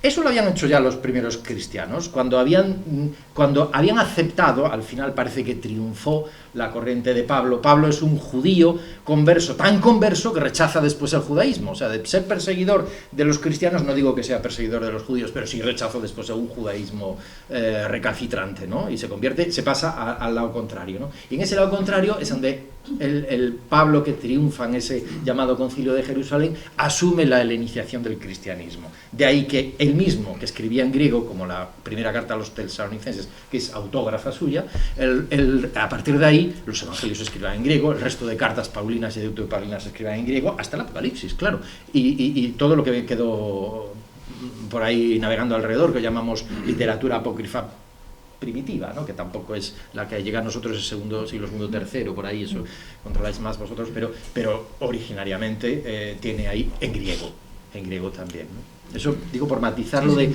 la helenización, y a partir de ahí yo creo que el judaísmo es en donde determina definitivamente estos libros en griego no son nuestros, es decir, hay una purificación del judaísmo helenizado en Yavne y una recuperación del judaísmo hebreo, mosaico, ¿no? Completamente de acuerdo. Es posterior, sí. Hay una cosa que me encanta para demostrar el tema de la helenización, que son los nombres de los apóstoles. No sé si se han fijado. Sí. Es decir, casi, vale, hay algunos que tenían nombres claramente judíos, Juan, pero por ejemplo, tenemos un Felipe, que es Filipos, totalmente griego. Andrés. Bartolomé, corregidme, por si acaso, tiene la partícula bar del arameo, hijo de Ptolomé, que es Ptolemaios, o sea, Ptolomeo. Andrés es un nombre griego. Es decir, se parecía un poco, yo creo, a estas mezclas de culturas que, por ejemplo, tenemos en Hispanoamérica, que hay mucha gente con nombres anglosajones, ¿verdad? Sí, pues me recuerda un poco a ese tema. Hasta esto nos dice hasta qué punto la cultura helenística, la cultura griega está imbricada en la cultura judía de esta época. E incluso, corrígeme, creo que Filón en el siglo I, Filón de Alejandría tenía, corregidme de esto, porque había escrito una tragedia que se llama Moisés, o algo similar. ¿Eso suena?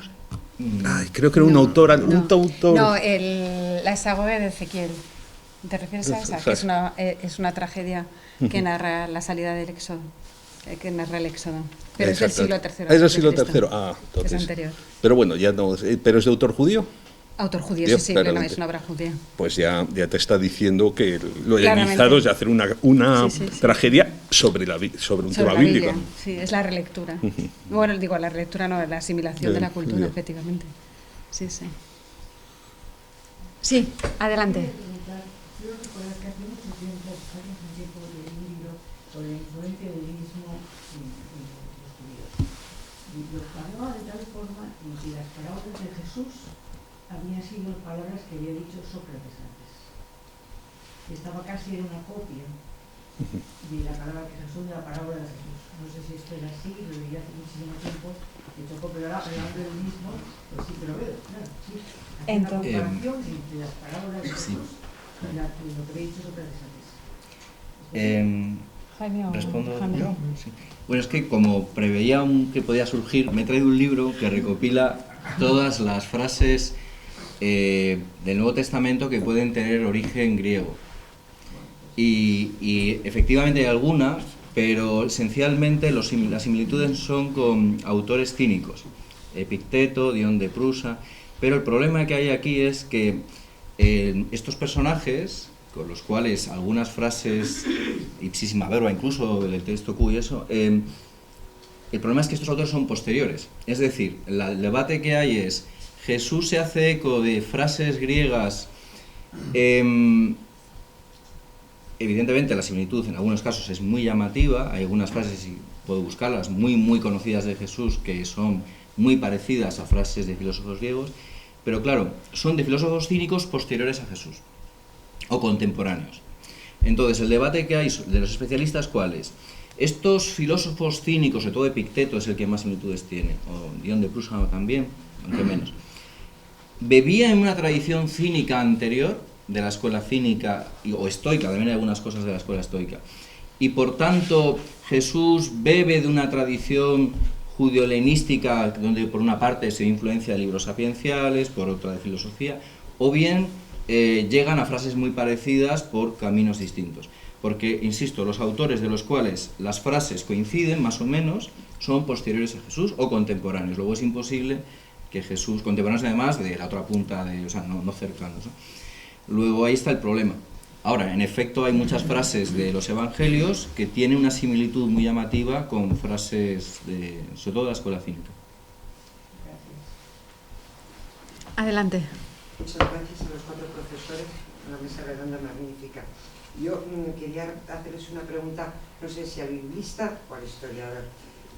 Retomando el título de la mesa redonda, de la sinagoga a la iglesia, ¿cuándo se produce esa ruptura? Podríamos decir que es precisamente en Yavne, cuando todo el movimiento rabínico saduceo es denostado y el que surge es el movimiento rabínico fariseo, y a los judeocristianos los denominan ya directamente herejes. Sí. ¿Podemos decir que es ahí cuando se produce esa ruptura que lleva el título a la mesa? Gracias. Bueno, desde mi punto de vista, la ruptura del cristianismo naciente con el judaísmo tiene lugar en Jerusalén en el año 50. La cuestión es la circuncisión. Ahí es cuando Pablo, que viene del Mediterráneo costero, visitando primeros comunidades, convirtiendo gentiles, no judíos, estos gentiles se preguntan, ¿tenemos que circuncidar a nuestros niños, sí o no? Claro, esto a Pablo le provoca una crisis para plantear, y eso lo traslada, lo lleva él a Jerusalén, ¿no? Y en el concilio se habla.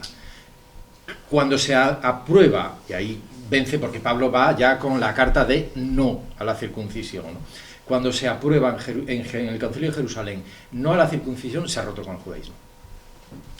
Se ha roto, aunque quede la tradición, aunque quede la liturgia que hay que cristianizar, o sea, la ruptura de romper el cordón umbilical, y ahora ya nuestros hermanos mayores, o ya nuestra madre en este caso, ya somos nosotros los que empezamos a andar, ¿no? Y entonces la tradición, por ejemplo, litúrgica del judaísmo de la época empieza a ser cristianizado todo. Bueno, el primero que cristianiza la tradición judía es Jesús, cuando transforma completamente la cena de la Pascua. Es que ya le da la vuelta, ¿no? Es el primero, claro, pero él estaba autorizado a hacer esa interpretación como maestro, como rabí, ¿no? Maestro, ¿dónde quieres que pongamos la cena para celebrar la Pascua? Maestro, rabí. Bien. Eso entonces sería, yo creería que habría una doble ruptura, primero por parte del cristianismo con respecto al judaísmo, y después una ruptura del judaísmo con respecto al cristianismo, cuando hay sectores todavía, y sobre todo en Jerusalén, de cristianos que se siguen considerando judíos, porque el problema del judeocristianismo en muchas ciudades, comunidades cristianas donde está Pablo, ya no existe, ya se ha zanjado con lo de la circuncisión, pero en Jerusalén sí sigue, ¿no? Entonces ahí es Yavne donde dice, bueno, ahora el problema ya no es de los cristianos si son judíos o no, es si nosotros como judíos aceptamos un sector del judaísmo que se llaman estos nazarenos o nazoreos o como sea, ¿no? Bueno, pues esto, y es cuando dicen que no. Yavne dice que no. Y es porque andan utilizando una literatura que nosotros no consideramos sagrada, por ejemplo, la escrita en griega, Y después otros añadidos, que son nuestros evangelios, nuestras cartas del Nuevo, o sea, el Nuevo Testamento y otros, ¿no? Entonces ahí dicen, no, mira, esto ya es un lío muy grande, así que nosotros, fieles a la tradición más ancestral, Moisés. Yo creía que había dos rupturas, no una, ¿eh? Gracias. Adelante. Muchas gracias por la conferencia, para mí ha sido aprender un montón de cosas. Quería preguntarles, ¿es verdad que en los colegios judíos, yo soy judía, a los niños cuando les enseña la fiesta de Hanukkah se dice como algo muy malo que estaban haciendo los judíos, que se estaban helenizando? De hecho, esa es la revuelta, claro. Y Hanukkah es una de las fiestas muy importantes en el judaísmo porque recupera la identidad y la esencia, luchando contra esa asimilación que les iba y la purificación del templo. Luego, yo creía o había entendido que cuando eras de origen judío, como hasta el siglo IV, tenías que estar circuncidado a pesar de que eras cristiano. En cambio, los que eran de origen gentil no se les exigía eso.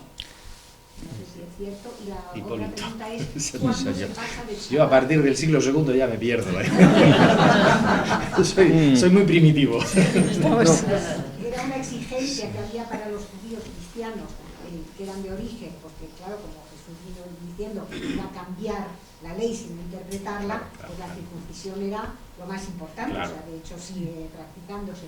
Entonces, ¿por qué y cuando se deja de exigir? Ya debe ser para mí un poco la ruptura verdaderamente con el origen judío. Y luego, ¿en qué momento se produce el cambio del Shabbat por el domingo? ¿Quién quiere contestar? Complicado. Sí. Necesitamos un liturgista, que es la historia de la liturgia que nos suele. El Shabbat, yo no sé si... Ya... El Shabbat, tendría que ahora... Pero yo creo que en la propia didaje se habla de el Día del Señor, ya no se habla de... Y el Día del Señor como el Día de Cristo resucitado. Entonces yo creo que es el de los primeros testimonios que tenemos en que efectivamente deja de celebrarse el Shabbat y se empieza a celebrar el día diferente, que es el Día del Señor, que pasa a ser luego el domingo. Que es la latinización de... O sea, pero esto no es antes de Yavne, no es antes del siglo II. No. Por eso. Esto es siglo I. Y ya la didaje dice, viene a decir, si los judíos ayudan tal día y tal día, nosotros vamos a ayudar este otro y este otro. Lo que no estoy encontrando ahora... La celebración del Día del Señor. Ajá. No sé si lo pone aquí. Cada día del Señor rompe el pan... Yo mientras busca... Es que en el Día del Señor... El Día del Señor es como es una expresión que aparece ya en el Apocalipsis y conecta también con la didaje. Y entonces se ve que... O sea, ya es como el primer testimonio que tenemos de que no se están refiriendo al Sabbat, de que lo cambian. De todas formas, yo por aportar algo, o sea, más allá de esto que lo que ellos es así, hay una cuestión que es, que no sé si también la preguntaba por ahí, ¿cuándo se hace festivo el domingo? Una cosa es la celebración en lo que es el anochecer del sábado eucarística y otra cosa es cuando el domingo es festivo. Y en lo que yo sé, que ya empiezas en mi periodo, eso es Constantino. Es una ley de Constantino el Grande, que decide que los cristianos necesitan un día festivo propio, separado, porque claro, lo que es la Eucaristía, el día de la celebración eucarística no dejaba de ser muy cercano al Sabbat. Entonces él lo que hace es forzar un poco las cosas y declarar festivo el domingo. De hecho, Constantino, que ya sabéis que no hace un Estado confesional cristiano y que permite el paganismo, es curioso, una de las pocas cosas a las que obliga a los paganos a respetar es el domingo como día festivo universal, no solo para los cristianos. Es una cosa muy llamativa, Constantino. Hay un dato interesante, creo que es que Eusebio Cesarea, que tú creo que lo controlas mejor que yo. Bueno, mejor no sé, pero algo creo recordar que cuando da la lista de los obispos de Jerusalén, que empieza desde Santiago, llega un momento y dice, a partir de aquí ya no están circuncidados. Creo recordar que es algo eso. Y es sobre el 120. Es cierto. Sí, sobre el 120. Sí. Y después la comunidad cristiano-judía o cristiana primitiva de Jerusalén, antes de la destrucción del templo, huye, en principio, y se va a la zona de la actual Jordania. Y muchos de ellos continuarán siendo una secta del cristianismo que llamamos los ebionitas, los cuales seguían cumpliendo los preceptos de Moisés, pero creían que Jesús era Dios, era el Hijo de Dios y había resucitado. Y tenían un libro propio, el Evangelio de Pedro, que los padres de la Iglesia dicen, bueno, este libro no es herético, pero tampoco es revelado. Se puede utilizar, se puede con cuidadito y tal. Una cosa de estas, sí. Detrás de usted había otra persona. Le damos la... Yo lo que quería decir es que desde el punto de vista litúrgico siempre se ha justificado el domingo como que en los Hechos de los Apóstoles Jesús siempre se aparece en el primer día de la semana y en un contexto eucarístico. Entonces, que el domingo sea el día, lo digo porque cuando yo estudié teología, decían que precisamente la justificación del domingo no es en absoluto, no es absurda. No, claro, es totalmente intencionada. Porque Jesús siempre se aparece en el primer día de la semana y en un contexto eucarístico. Sin duda. Pero, y cuidado que insisto, yo soy católico y que esto no suena a sincretismo, pero no es casualidad que el domingo era el día solis, era el día solar en el calendario pagano. O sea, quiero decir, a Constantino le cuadra muy bien el tema de poner el domingo, porque era el día del sol invicto, que era el día de la divinidad que él antes adoraba. Más allá de que lo que usted ha dicho, por supuesto, es completamente cierto. Usted tenía una pregunta, perdone. Quiero dar las gracias a no sé quién, porque finalmente encuentro una persona que es un gran experto en los pergaminos del Mar Muerto. Cuando leí un libro, tuve que tomar cursos porque no entendía nada. Entonces, ahora le voy a hacer una serie de preguntas cortitas y rápidas. El maestro de justicia, cuando escriben, la palabra en hebreo es rabí también cuando se refieren a él. Sí. Segundo, ¿ha habido alguna última investigación de qué pasó con él finalmente? ¿Tuvieron que huir de allí porque les iban a matar? No. El maestro de justicia no se sabe nada más que las referencias que hay en la literatura legal, que no aparecen otros más, ¿no? Hay un texto muy bonito que es el Mixemach Seja Torah, que es algunas interpretaciones sobre la ley, en donde ahí se lanza la figura del maestro de justicia, probablemente sea la aparición del maestro de justicia como líder de la comunidad que se separa del movimiento esenio para crear el grupo de Qumran, el grupo de Qumran como una escisión del movimiento esenio, y es el maestro de justicia. Eso sí que lo entendí. Sí. Y finalmente, ¿hubo alguna influencia en el... no nos dejaron ir a visitar el Qumran cuando estuvimos allá 10 días? No sé por qué motivo, fui a ver Masala, etcétera, pero... Qué pena. Qué raro. Y quería preguntarles si hubo alguna influencia en la comunidad de Qumran, tuvo alguna influencia después de la muerte de Jesús en la comunidad que luego fue cristiana a partir de la... No, ninguna. No, ninguna. Nada que ver. El mensaje de los pobladores, hombres, de Qumran es diametralmente opuesto al mensaje de Jesús y a los primeros cristianos. Nada, Qumran es un sitio cerrado, es hermético.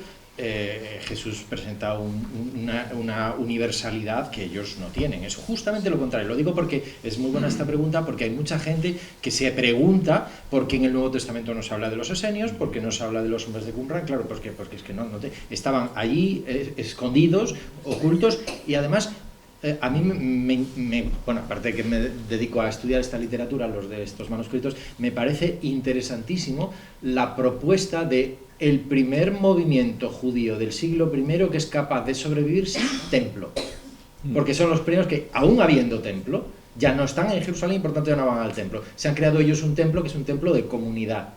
ahí podríamos encontrar un vínculo con las primeras comunidades cristianas y con el nacimiento de la Iglesia. Incluso ha habido gente que establece un puente entre el grupo de Qumran como comunidad religiosa y el nacimiento del monacato, lo cual yo creo que es hacer un puente muy en el aire sin mucho fuste, pero ahí está, ¿no? Sí. Ellos cuando fundan el Qumran es porque no están de acuerdo con lo que está pasando en Jerusalén alrededor del templo. Sí, más o menos. Quiero decir, más o menos, el grupo de Qumran se separa no tanto del judaísmo oficial, porque ya se había separado el movimiento esenio del judaísmo oficial por decirlo de alguna forma, de Jerusalén, ¿no? Los esenios es un grupo, bueno, no sé llamarlo fundamentalista, ortodoxo, tradicional, ¿no? Que quiere conservar su tradición pura, y el templo está muy corrompido. Entonces hay que... Pero ahí por eso el maestro de justicia es tan importante. Muchos pensamos que el maestro de justicia es el que de ese movimiento esenio separa, porque aún así el movimiento esenio tampoco es lo que esperaban que fuese, ¿no? Y entonces crean un grupo, una escisión de ese movimiento esenio, que es el que se va al desierto, como Moisés, imitando a Moisés, ¿no? El nuevo Israel, ¿no? El nuevo... Y por eso hablan, en el que citabas antes, en el primer libro que publiqué, era Los hijos de la luz y los hijos de las tinieblas, está perfectamente reflejado, porque ¿quiénes son los hijos de las tinieblas? Dirían, los romanos. No, ¿qué romanos? Los judíos del templo, así. Quizás son los esenios, que los de Qumran llaman hijos de las tinieblas, ¿no? Porque han desviado el concepto ideal, ¿no? Originario del judaísmo. De nada.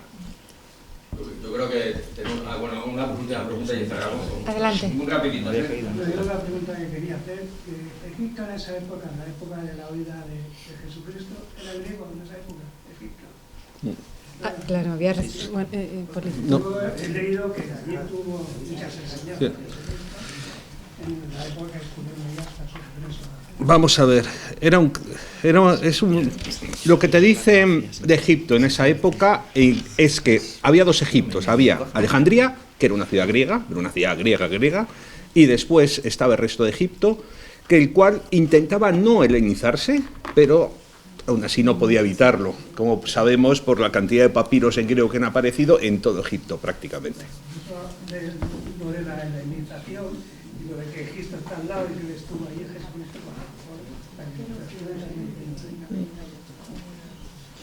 no sé. Algunas enseñanzas que tuvo ahí en su época. No lo veo muy claro, la relación entre Jesús y Egipto, la verdad. Hombre, estuvo, si seguimos siguiendo a los evangelios, estuvo de niño, prácticamente, pero punto. Sí, la última. Bueno, primero felicitar a los cuatro ponentes, me ha encantado, pero yo no soy un experto en nada de esto. Mi pregunta quizás sea para el profesor Vázquez, que habla de la sinagoga y del templo, influencia del cristianismo. Pero la influencia, hasta donde yo soy, es conocerte, Alejandro, que voy a decir. A mí me parece que lo que más nos une es la celebración de la Pascua. Y esa se hacía en casa, no se hacía ni en el templo ni en la sinagoga. Por lo tanto, la mayor aportación del judaísmo será el concepto de familia y celebración doméstica pasada al cristianismo. Yo también lo digo, ¿eh? No hay réplica, no, estoy completamente de acuerdo. Estamos a punto de celebrar la Pascua. Sí, estoy completamente de acuerdo. Sí. Bien, pues ya que tenemos que concluir, creo que hemos hecho un breve recorrido de los orígenes del cristianismo, de la figura de Jesús, y creo que se ha puesto en evidencia que la figura de Jesús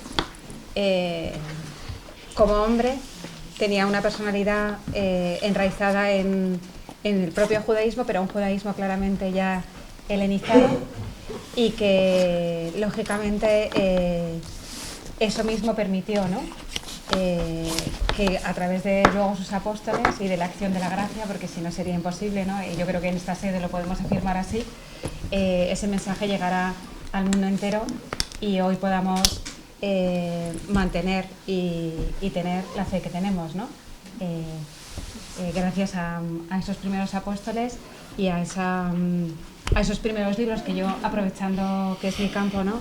sí que os animo a que una cosa que sí que tenemos que imitar de nuestros hermanos mayores es la lectura de la escritura, que quizá a nosotros se nos olvida o que no la tenemos en cuenta, y yo creo que bueno, es una cosa que ellos tienen a gala y nosotros quizá lo olvidamos, ¿no? Entonces ese volver a la escritura, tanto al Antiguo como el Nuevo Testamento, porque ahí es donde vamos a encontrar realmente quién es Jesús y cuál es su origen, ¿no? Muchas gracias. Simplemente...